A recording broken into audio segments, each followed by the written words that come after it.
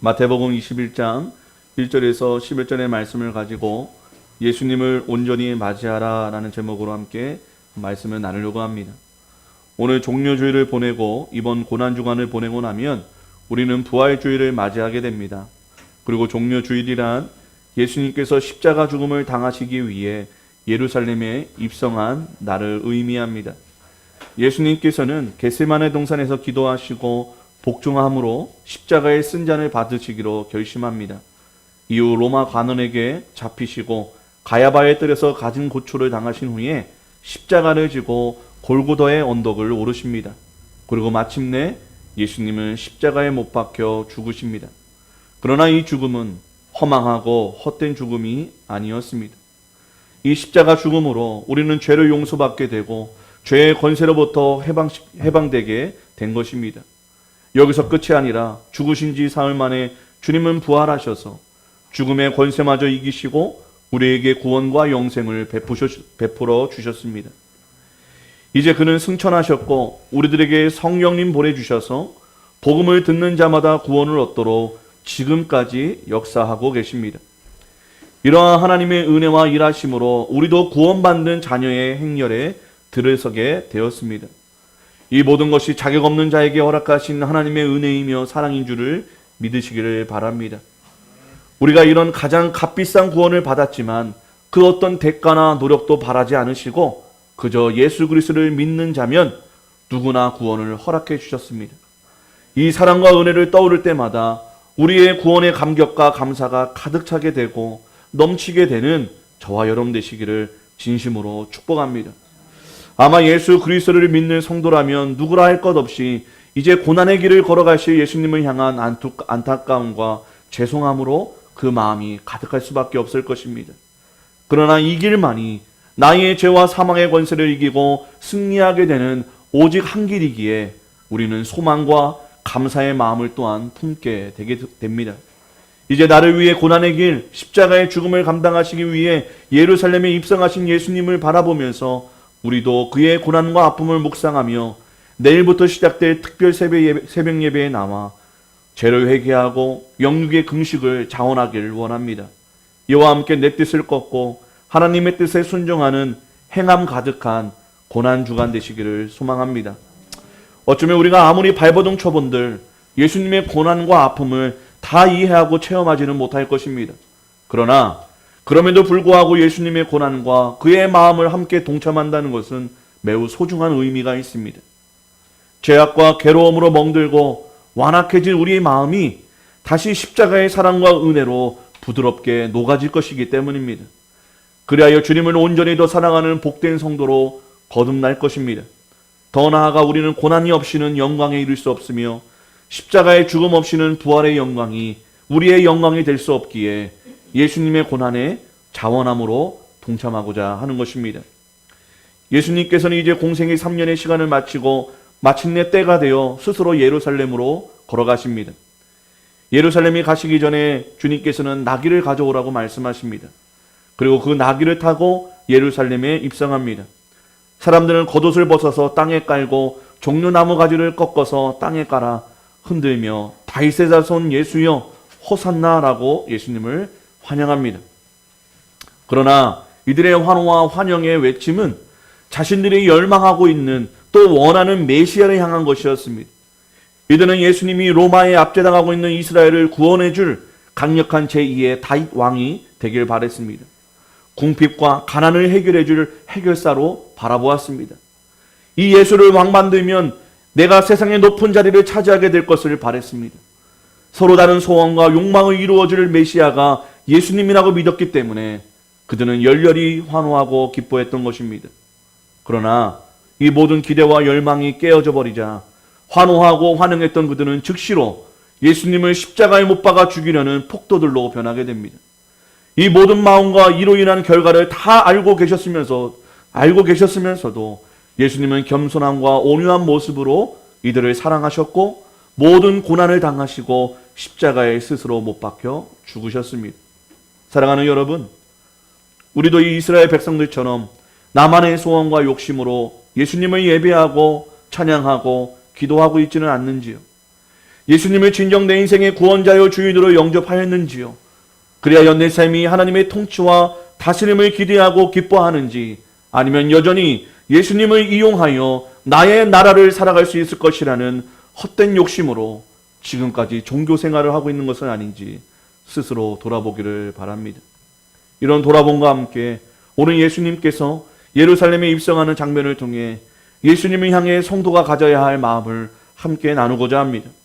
오늘 우리가 첫 번째로 가져야 할 마음은 철저히 하나님의 말씀을 성취하시기 위해 복종하신, 또 순종하신 예수님의 마음을 가져야 한다는 것입니다. 오늘 예수 그리스도의 행적을 보면 철저히 하나님의 말씀을 성취하기 위해 순종하시는 모습을 보게 됩니다. 예수님의 모든 행적은 그의 탄생과 성장을 비롯하여 그의 사역의 시작과 마지막 사역인 십자가를 지시기까지의 모든 것들이 성경의 예언을 그대로 이루게 된 것을 보게 됩니다. 오늘 예수님께서는 베다니에 유숙하시고 감난산 벳박의 지역에 이르러서 예루살렘 입성을 통해 두 제자를 보내십니다. 그가 타고 갈 나귀 새끼를 끌어오라고 명령하시는 것이죠. 이 벳박의 지역은 예루살렘에서 아주 가까운 지역이었습니다. 그런데 왜 지금까지 걸어 다니셨던 분이 하필 이날만은 새끼 나귀를 타고 예루살렘에 입성하셨을까? 우리는 의아하게 생각할 수 있습니다. 그러나 이것은 예수님께서 성경의 말씀을 성취하는 것임을 우리는 쉽게 알 수 있습니다. 우리 스가랴서 9장 9절의 말씀입니다. 함께 읽어볼까요? 시작. 시온에 따라 크게 기뻐할지어다. 예루살렘에 따라 즐거이 부를지어다. 보라, 내 왕이 내게 임하시나니 그는 공의로우시며 구원을 베푸시며 겸손하여서 나귀를 타시나니 나귀의 작은 것 곧 나귀 새끼니라 라고 말씀하고 있습니다. 바로 이 스가랴서의 말씀을 성취하고 이루시고 복종하시기 위해 예수님은 나귀 새끼를 타셨다는 것이지요. 즉 그리스도의 삶은 하나님의 말씀을 성취하는 것이 그의 뜻의 가장 첫 번째이고, 그리스도께서는 하나님의 말씀을 성취하는 것이 그의 삶의 이유였다는 것입니다. 3절에 만일 누가 무슨 말을 하거든 주가 쓰시겠다 하라. 그리하면 즉시 보내리라 라고 말씀하십니다. 사실은 이 나귀 새끼는 예수님 게 아니었어요. 주인이 따로 있었습니다. 그럼에도 불구하고 주님께서 쓰시겠다라고 말하면 그 주인이 순종할 것이라고 말씀하십니다. 여기서 예수님은 더 이상 스승이나 랍비가 아니고 하나님의 아들로서의 자신의 모습을 드러낸 것입니다. 여호와 이레의 하나님이 자신의 아버지이심과 동시에 자기 자신이 전지전능한 하나님임을 보여주고 있다는 거예요. 결국 이 사건으로 인해서 그의 제자들에게 예수 그리스도의 정확한 신분을 보여주십니다. 바로 하나님의 아들이자 메시아임을 스스로 증명하신 것입니다. 그럼에도 불구하고 철저히 나귀 새끼를 타고 예루살렘에 입성하심으로 정확하게 하나님의 말씀에 순종하시는 겸손하신 예수님을 보게 되는 것입니다. 그가 이 땅에 오신 유일한 이유는 자신의 뜻이 아닌 하나님의 뜻에 순종하고 성취하기 위해 철저히 행동하고 계시다는 것입니다. 성도의 목적은 예수 닮는 것이라고 말씀합니다. 그렇다면 예수를 닮는다는 것, 예수님을 따른다는 것은 철저히 내 뜻이 아닌 하나님의 뜻을 순종하는 것입니다. 예수님 가신 길을 그대로 따라가는 것입니다. 하지만 우리의 길을 생각해 보면 우리의 길을 가기 위해 예수님이 존재하는 듯 보입니다. 내 어려움과 문제를 해결해 주는 해결사로서의 예수님을 찾고 좋아하는 것 같습니다. 왠지 우리들의 모습 속에서도 오늘 종려 나무잎을 흔들며 자기만의 예수님을 환영하고 환호하는 이스라엘 백성이 떠오르는 이유는 무엇일까요? 사랑하는 여러분, 예수님의 예루살렘 입성이 사람들의 필요와 욕구를 위해서가 아니라 오직 하나님의 예언, 하나님의 뜻을 완성하기 위함이었음을 기억하시고 우리도 철저히 하나님의 말씀에 순종하셨던 예수님 그분을 닮아가는 길을 걸어가시기를 간절히 축원합니다. 두 번째로 품어야 할 마음은 예수 그리스도의 온유와 겸손의 마음입니다. 예수님은 이제까지 예루살렘을 정복했던 수많은 정복자들처럼 화려한 갑옷과 전리품과 군사들의 호의 속에 큰 백마를 타고 당당하게 입성한 것이 아니었습니다. 너무나 초라하게도 조그만 나귀 새끼를 타고 스가랴에 예언된 왕의 모습으로 예루살렘에 입성하십니다. 예수님께서 어린 나귀 새끼를 타셨다는 것은 가장 겸손한 모습을 보여주고 있는 것입니다. 그 어떤 정복자들도 하지 못한 기적을 행하고 능력을 베푸셨기 때문에 당당하게 하나님의 나팔 소리와 함께 천사들의 호의를 받으며 입성하셔도 큰 문제가 되지 않았을 것입니다. 그러나 그럼에도 불구하고 하나님의 말씀을 이루는 것 외에는 다른 관심과 다른 목적이 없으셨습니다. 그는 언제나 겸손한 자의 모습으로 자신을 나타내십니다. 마태복음 20장 20절 이하에 보면 메시아의 왕국이 도래했을 때 그의 제자들은 누가 더 큰 자인가 자리다툼을 하는 걸 봅니다. 제자들의 이런 모습과는 달리 예수님은 다툼과 교만이 아니라 섬김과 희생이라는 겸손으로서 하나님 나라의 비밀이 이 땅 가운데 알려지게 되고 하나님의 나라가 임하게 될 것을 말씀하십니다. 처음부터 스스로를 낮추심으로 말구유에 태어나신 예수님은 나귀 새끼를 타도 위축되지 않는 분이시며 오히려 예수님이 나귀 새끼를 탐으로 아무리 화려하고 꾸미고 치장할지라도 결국 세상의 왕들은 가짜였음을 꼬집고 계시다는 것입니다.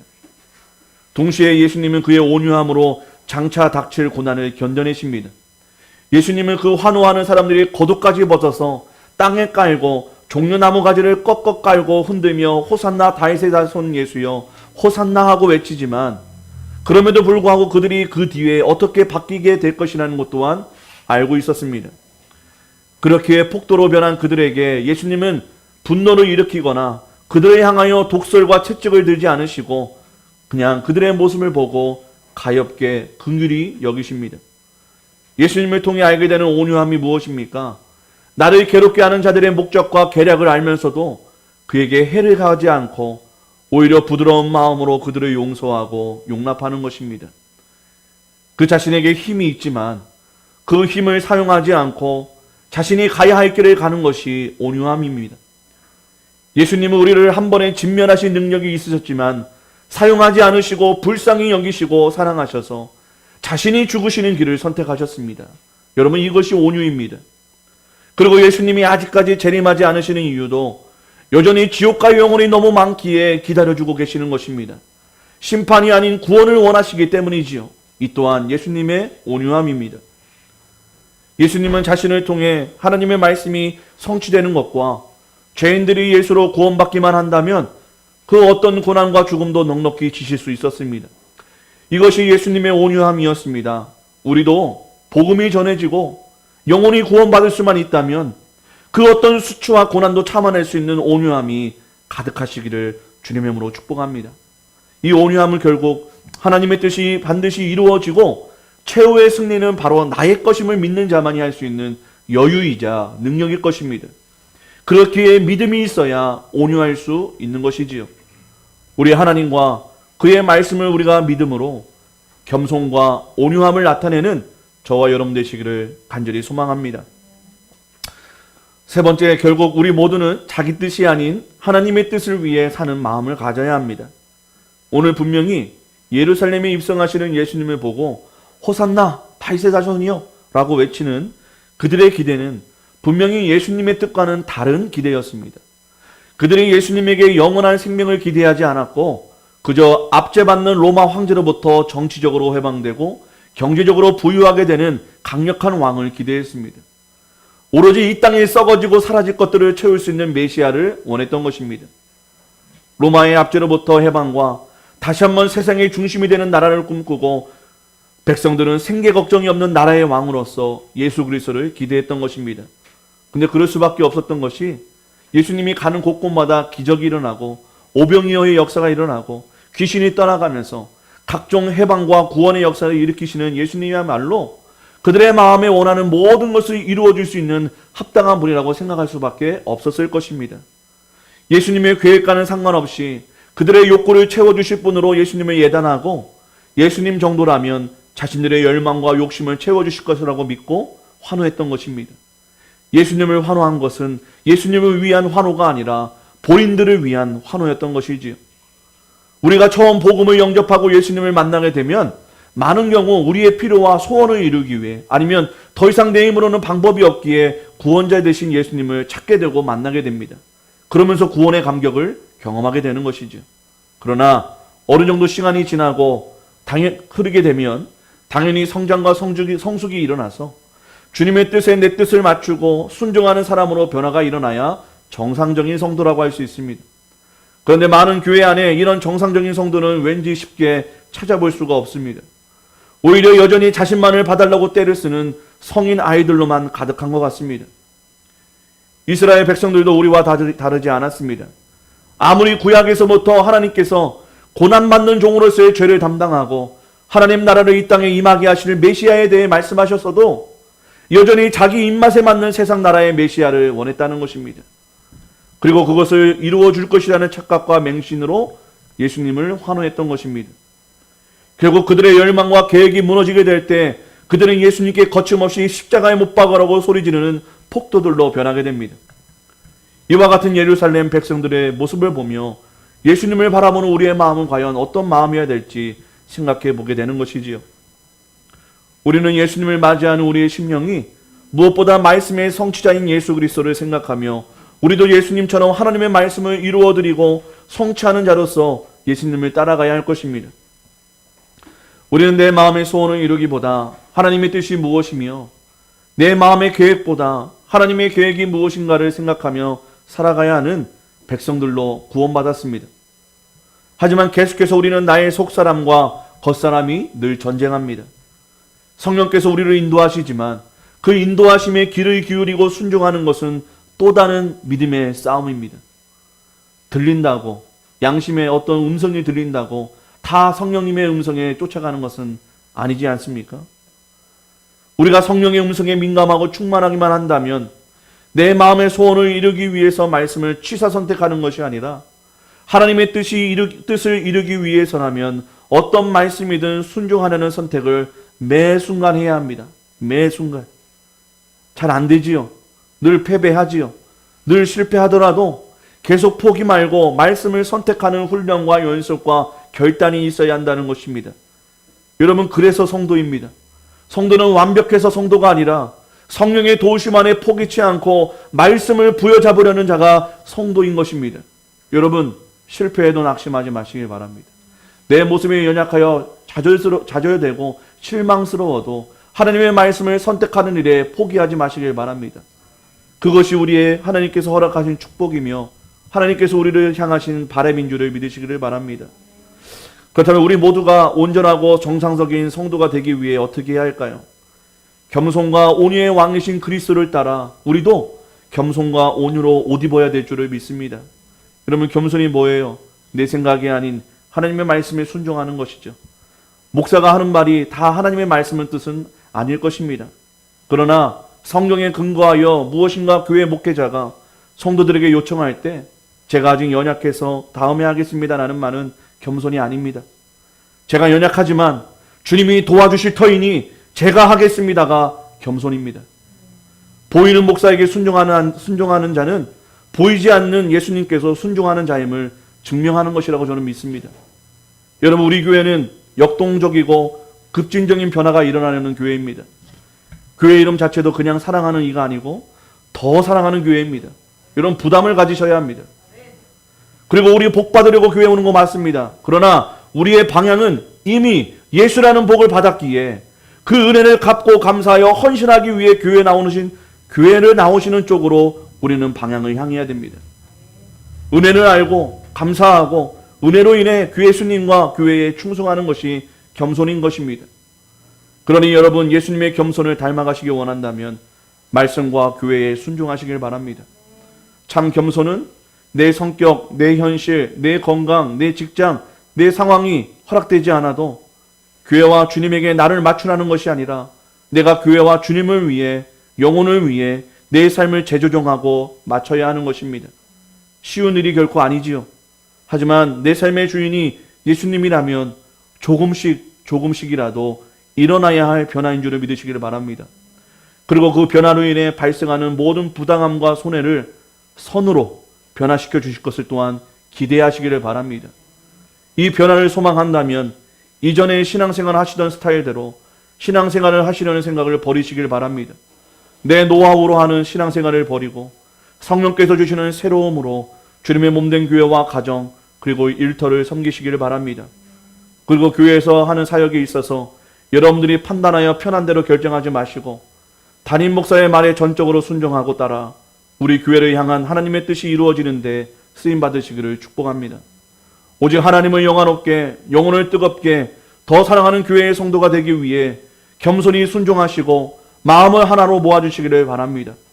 우리 주님도 우리 교회가 영혼을 구원하고 하나님보다 더 우선순위에 있었던 우상을 제거하기 위한 그 한마음이 되는 것을 분명히 기뻐하실 줄을 저는 믿습니다. 그리하여서 우리가 모두가 살아생전에 1만 성도, 억대의 11조, 100억의 성령 건축을 다 이루고 천국에 입성하는 저와 여러분이 되었으면 좋겠습니다. 이와 함께 우리가 오늘 예배 드리는 것도 우리가 예배의 은혜 받기 위함이 아니어야 합니다. 하나님께서 먼저 우리를 찾아오셨고 구원하신 은혜를 이미 받았기에 하나님께 영광과 찬양을 드리기 위해 예배 드리는 것입니다. 그렇게 우리의 예배는 은혜 받는 것이 첫 번째 목표가 아닙니다. 하나님께 내 마음, 물질, 시간, 우선순위를 드리는 것이 우리가 드리는 예배의 첫 번째 목표입니다.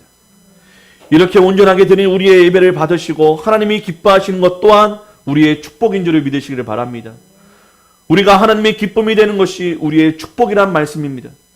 아비는 그 기뻐하는 자에게 선물을 주시지 않고는 견딜 수 없기 때문입니다.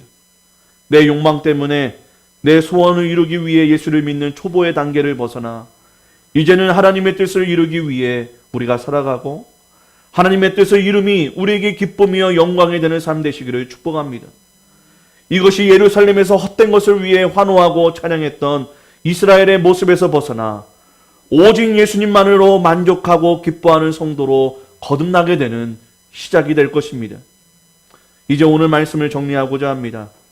오늘 예루살렘에 하나님의 뜻을 이루기 위해 입성하신 예수님을 보면 자기의 욕망을 이루기 위해 환호하고 환영했던 이스라엘 백성들을 보면서 우리도 내 뜻을 위해 예수님을 믿는다 할 것이 아니라 하나님의 뜻을 이루는 예수님 닮아가기 위한 성도요, 제자요, 자녀의 삶으로 우리가 그 방향을 바꾸고 한 단계 높은 자리로 나아가는 저와 여러분 되셨으면 좋겠습니다.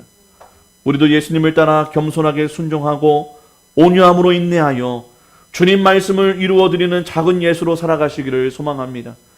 그래야 우리들만은 하나님의 뜻을 이루기 위한 이 예수님의 예루살렘 입성일지라도 실망하지 마시길 바랍니다. 오히려 이 순종이 저와 여러분이 진정 구원받는 가장 필요한 생명의 기름을 기억하여 참 구주 되신 예수님을 진정으로 기뻐하고 환호하는 저와 여러분이 되셨으면 좋겠습니다. 그리하여 우리 모두가 이 고난주간을 통해 나를 구원하신 예수님의 십자가 그 사랑과 은혜로 우리의 마음이 다시 한번 뜨거워져서 마음과 힘을 다해 주님을 사랑하고 그 내가 사랑하는 이가 원하는 삶을 살아드리는 저와 여러분이 되시기를 간절히 축원드립니다. 제가 우리 교회에 하나님께 주신 비전을 선포하면서 제 마음에 울컥했던 이유는 그것을 믿지 못하는 사람이 가장 믿지 못하는 사람이 바로 저이기 때문입니다.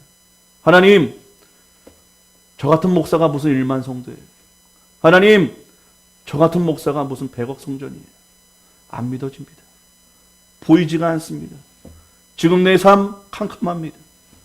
무슨 주제에 그 일들을 감당할 수 있겠습니까? 지금 이 정도의 성도들도 제대로 섬기지 못하는데 저 같은 목사가 뭘 할 수 있겠습니까? 매일 제 자신 가운데 어둠이 제 마음을 이기려고 합니다. 정복합니다.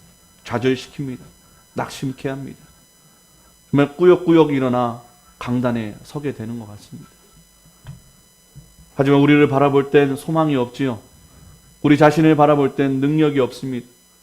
하지만 제가 이 자리에 설 수 있는 건 그럼에도 불구하고 주님을 바라볼 때 주님이 주시는 소망과 힘과 능력이 있기에 이렇게 부족하나마 말씀을 선포하고 또 해야 할 말들을 전하게 됩니다. 사랑하는 여러분, 지금의 내 모습을 바라보시고 낙심하지 마시고 또 지금 우리의 가정의 모습을 바라보고 포기하지 마시고 우리를 위해 죽기까지 우리를 사랑하셔서 십자가에 달려 죽으신 예수를 바라보며 그리고 부활하신 예수님을 바라보며 그 어떤 것도 불가능이 없음을, 그 어떤 것도 안 되는 것은 없음을 다시 한번 믿고 나아가는 저와 여러분이 되셨으면 좋겠습니다. 여러분 마음을 모아 우리가 함께 한 성도가 되어 한 교회가 되어 주님이 원하시는 하나님의 뜻에 순종했으면 좋겠습니다. 우리 서로가 외롭지 않도록 서로를 향해 마음을 열어주시고 그 마음에 귀 기울여 주시고 그들의 필요를 채워주시며 그들과 함께 신앙생활하는 기쁨과 행복으로 가득한 우리 교회가 되었으면 참 좋겠습니다. 우리 다 같이 말씀 생각하시며 오 예수님 함께 찬양합니다.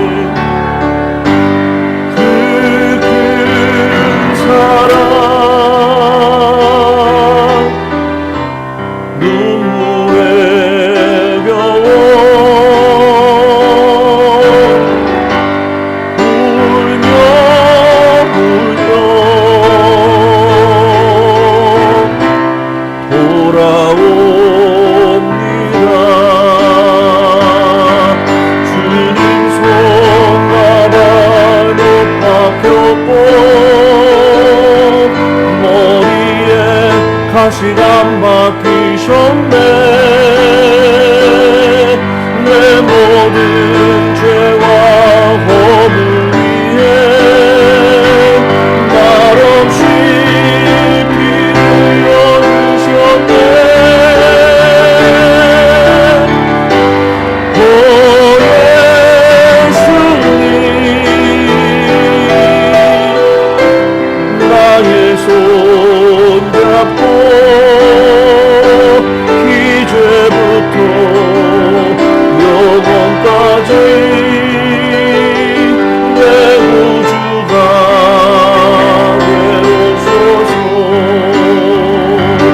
이제부터 영원까지 내 우주가 되옵소서. 예수님 오 예수님 우리가 옵니다.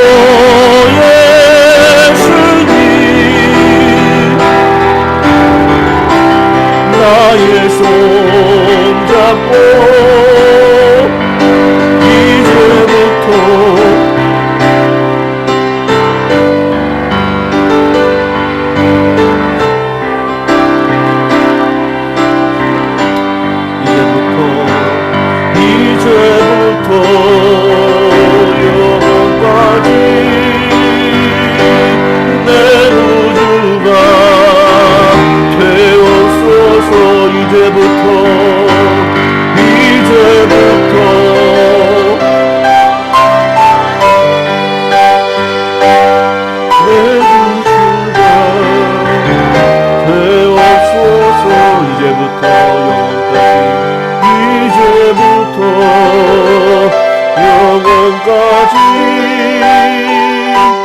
내 구주가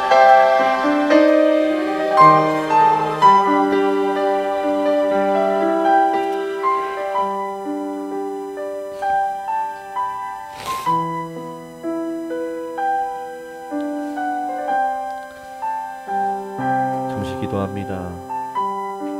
우리를 살리려 십자가 고난을, 십자가 죽음을 당하시기 위해 예루살렘으로 오신 예수님, 오늘은 수많은 사람들이 예수님을 찬양하고 경배하지만 이제 곧 자신들이 원하는 메시아가 아니었기에 십자가에 못 박으라 외친 그들을 위해, 그리고 우리를 위해 순종함으로 십자가로 나오신 예수님, 그 예수님의 사랑과 은혜를 다시 바라보며 그리고 감사하며 성찬으로 나아가오니 우리를 받아 주옵소서. 이 시간 우리 모두가 주님이 베푸신 사랑과 은혜 앞에 모든 죄를 회개하고 거듭나게 하시고 거룩한 성도, 거룩한 성찬의 시간 되게 하옵소서. 예수님의 이름으로 기도합니다. 이제 종료주일을 맞이하여 성찬으로 십자가의 제물 되시기 위해 예루살렘에 입성하신 예수님을 기념합니다. 경건한 마음으로 성찬 예식에 참여해 주시기를 바랍니다. 내가 너희에게 전한 것은 주께 받은 것이니 곧 주 예수께서 잡히시던 밤에 떡을 가지사 축사하시고 떼어 이르시되 이것은 너희를 위하는 내 몸이니 이것을 행하여 나를 기념하라 하시고, 식후에 또한 그와 같이 잔을 가지시고 이르시되 이 잔은 내 피로 세운 새 언약이니 이것을 행하여 마실 때마다 나를 기념하라 하셨으니 너희가 이 떡을 먹으며 이 잔을 마실 때마다 주의 죽으심을 그가 오실 때까지 전하는 것이니라. 그러므로 누구든지 주의 떡이나 잔을 합당하지 않게 먹고 마시는 자는 주의 몸과 피에 대하여 죄를 짓는 것이니라. 사람이 자기를 살피고 그 후에야 이 떡을 먹고 이 잔을 마실지니 주의 몸을 분별하지 못하고 먹고 마시는 자는 자기의 죄를 먹고 마시는 것이니라. 사람이 자기를 살피고 그 후에야 이 떡을 먹고 이 잔을 마시라고 말씀하십니다. 이 시간 조용히 먼저 자신을 살피는 기도로 2, 3분 동안 주님께 나아갑니다.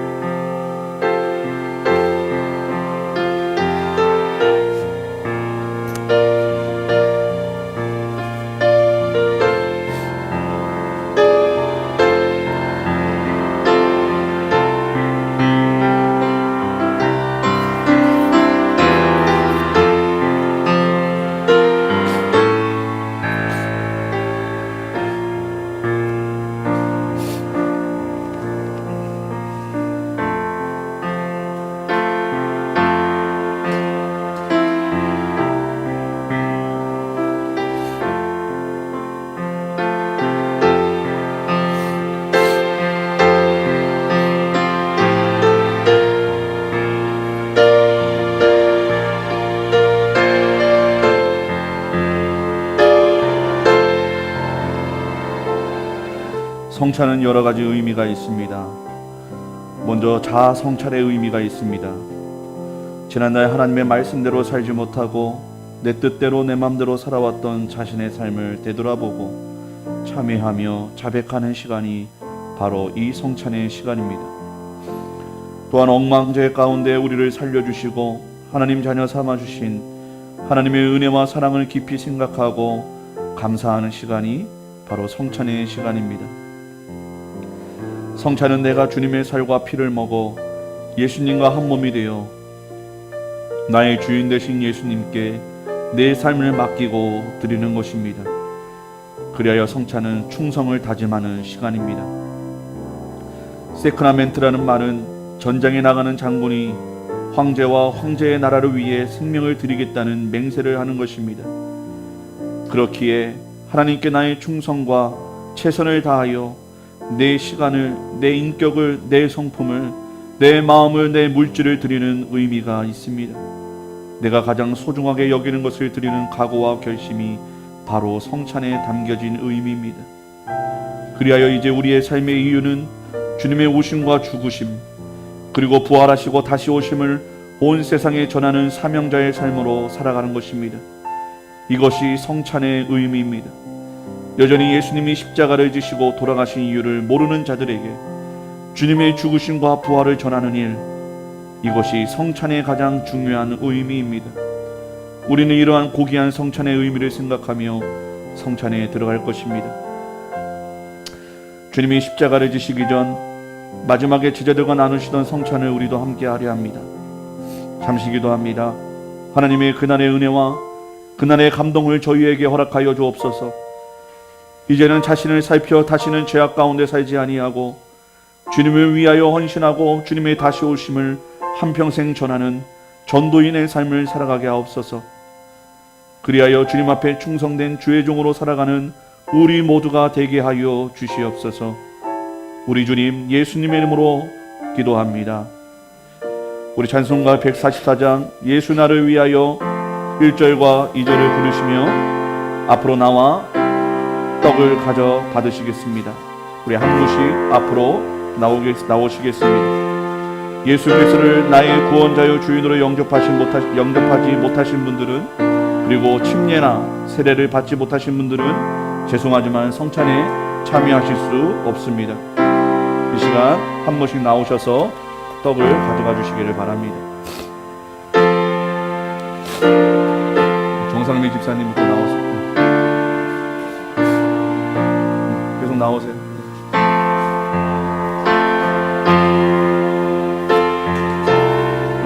아직 드시지 마시고, 들어가세요. 아직 드시지 마시고 가져가 주시면 되겠습니다.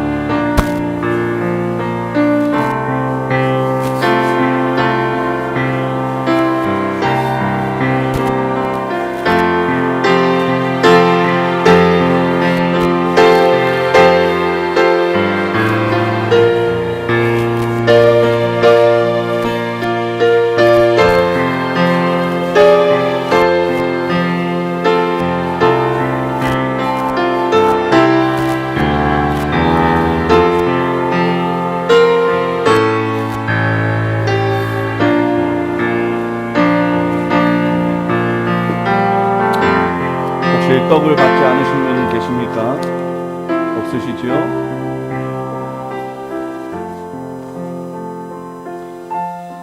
곧 주 예수께서 잡히시던 밤에 떡을 가지사 축사하시고 떼어 이르시되 이것은 너희를 위하는 내 몸이니 이것을 행하여 나를 기념하라. 다 함께 나를 위해 몸을 찢기심으로 구원하신 예수님을 기억하며 떡을 쪼개어 먹도록 하겠습니다.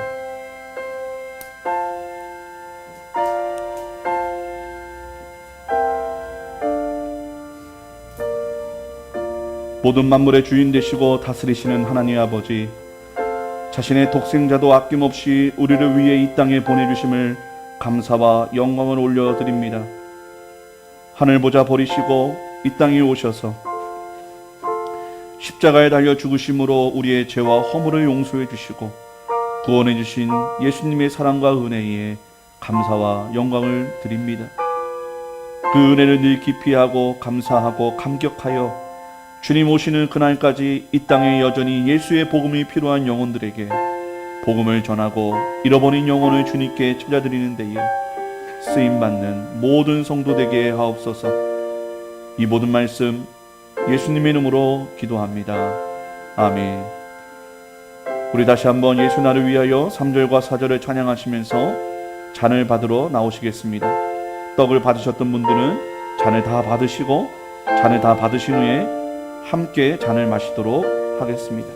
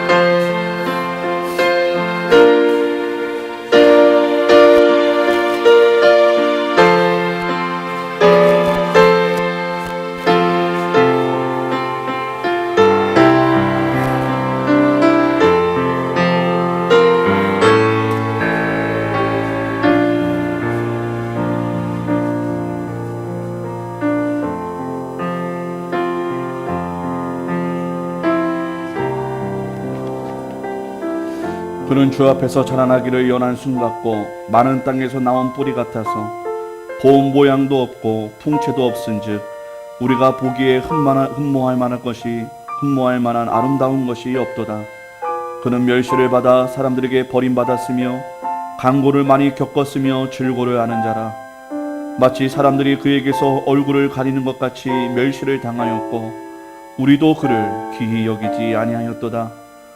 그는 실로 우리의 질고를 지고 우리의 슬픔을 당하였거늘 우리는 생각하기를 그를 징벌을 받아 하나님께 맞으며 고난을 당한다 하였노라. 그가 찔림은 우리의 허물 때문이요 그가 상함은 우리의 죄악 때문이라. 그가 징계를 받음으로 우리는 평안을 누리고 그가 채찍에 맞음으로 우리는 나음을 받았도다. 우리는 다 양 같아서 그릇 행하여 각기 제 길로 갔거늘 여호와께서는 우리 모두의 죄악을 그에게 담당시키셨도다. 그가 곤욕을 당하여 괴로울 때에도 그의 입을 열지 아니하였으며 마치 도수장으로 끌려가는 어린 양과 털 깎는 자 앞에서 잠잠한 양같이 그의 입을 열지 아니하였도다. 그는 곤욕과 신문을 당하고 끌려갔으나 그 세대 중에 누가 생각하기를 그가 살아있는 자들의 땅에서 끊어짐은 마땅히 형벌받을 내 백성의 허물 때문이라 하였으리요. 그는 강포를 행하지 아니하였고 그의 입에 거짓이 없었으나 그의 무덤이 악인들과 함께 있었으며 그가 죽은 후에 부자와 함께 있었도다. 여호와께서 그에게 상함을 받게 하시기를 원하사 질고를 당하게 하셨은즉 그의 영혼을 속건 제물로 드리기에 이르면 그가 씨를 보게 되며 그의 날은 길 것이요 또 그의 손으로 여호와께서 기뻐하시는 뜻을 성취하시리로다. 19회 또한 그와 같이 잔을 가지시고 이르시되 이 잔은 내 피로 세운 새 언약이니 이것을 행하여 마실 때마다 나를 기념하라. 아멘. 함께 잔을 마십니다.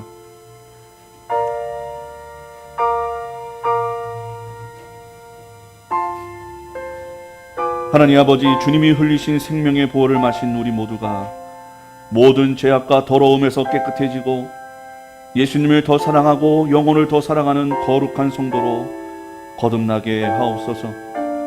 내 생각, 내 주장을 내려놓고 주님 생각, 주님 마음으로 우리도 사랑하는 교회가 하나 되어 예수 전하는 데 있어 50명의 예배자를 세우고 이 지역 일대를 구원하고 살리는 데 헌신하고 쓰임받아 하나님을 영화롭게 영혼을 뜨겁게 더 사랑하는 교회 되게 하옵소서. 이 모든 말씀 예수님의 이름으로 기도합니다. 우리 한 번 더 기도하실 때 우리 깐부들의 영혼들을 위해 함께 기도하기를 원합니다.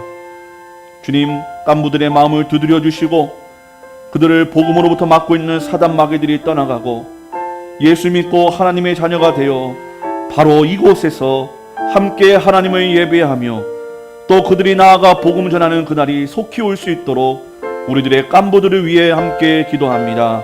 하나님 아버지 감사합니다. 이 시간 우리가 기도하고 우리의 마음 가운데 품고 주님 앞에 인도하기를 원하는 깐부들을 기억합니다. 주님, 그들의 삶 가운데 주님께 나오지 못하도록 막아서는 모든 장애물들이 사단의 계계들이 예수의 이름으로 떠나가게 도와주시고 그들의 마음을 녹여주시고 품어주셔서 주님께로 나올 수 있도록 축복하여 주시옵소서.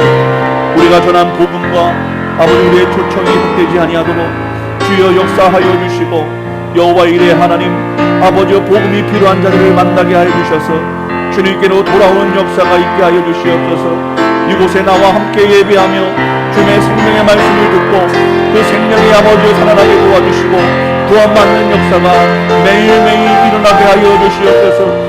우리가 복음 전하기를 원합니다. 저희 성도들에게 담대함을 주시고 믿음을 주시고 아버지여 들을 만한 자들을 만나게 하여 주셔서 아버지여 주님의 지상명령이 우리를 통해 이루어지게 도와주시고 여호와를 더 사랑하고 영혼을 더 사랑하는 데에 쓰임받는 복된 성도들에게 도와주시옵소서.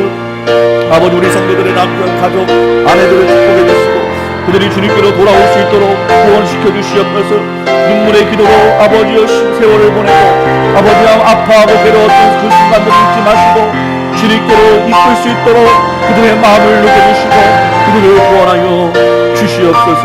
건져 주시옵소서. 주님, 종려주의를 맞이하여 성찬의 예식으로 주님의 죽음과 부활을 기념합니다. 주님, 주님의 살과 피로 먹고 마심으로 우리가 한 몸됨을 고백합니다. 우리 평생의 삶을 다스려 주셔서 순종케 하시고 영혼 구원과 주님의 영광을 위해 살아가게 하옵소서. 이제 시작되는 고난 주간을 통해 내 죄를 위해 당하신 고난과 십자가 죽음이 나의 고난과 나의 십자가 죽음이 되게 하시고 절제하고 거룩한 한 주 되어 주님의 고난에 온전히 동참하는 복된 한 주 되게 하옵소서. 그리하여 주님의 부활이 나의 부활 되게 하옵소서. 이제는 우리 주 예수 그리스도의 은혜와 하나님의 아낌없는 사랑과 성령의 충만하심이 나를 위해 이 땅에 오시고 죽으시고 부활하신 예수님을 더 사랑하며 더 잘하기로 결단한 모든 성도들 머리 위에 영원토록 함께 하시기를 간절히 축원하옵나이다. 아멘.